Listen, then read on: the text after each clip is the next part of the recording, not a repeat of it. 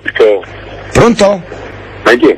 Franco, ascoltami, io, scusa l'emozione, sono un tuo fans, io dopodomani dovrei sposarmi e niente, ti volevo chiedere se è possibile farti incontrare con la mia ragazza perché lei impazzisce per te. Mi fai gli auguri. Ma quando?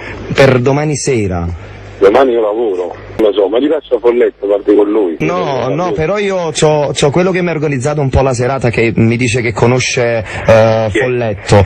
Se vuoi te lo passo, è qui con me, un attimo, che si chiama Jamie Ross. Pronto? Folletto, Sì, dimmi. su Alfonso Gemito, come stai? Ah? Su Alfonso Gemito, come stai? Buonasera. Senti, dice Folletto, ci chiede una cortesia. Questo amico mi si deve sposare. La fidanzata voleva di Franco, possiamo questo giammo? Non ci capivo, ma? Allora, amico mio, si deve sposare. Sì. La fidanzata, ci piace Franco Ricciardo. Sì. Possiamo organizzare questo giammo? Ma in che senso, scusa? No, deve venire là a fare l'augurio.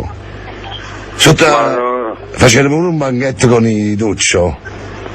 Folle, ti ha giocato tanti dati a te, ma per fare una cosa a me non puoi venire. A fuoco, credimi, davvero devo lavorare. Lo passiamo da Francuccio, piaceva, fai parlare con Francuccio. No, ma poi c'è, pronto? Franco, sono Gemito. Ehi, ascolta. Come stai? Sta a posto, Franco? Vita mia. Tutto bene. Franco, vuole fare questo regalo compagna mia?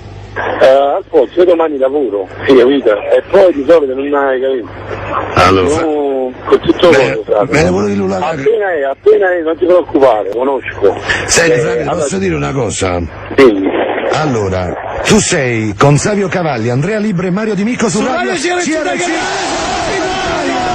Senti, sacchetta. Magazzi,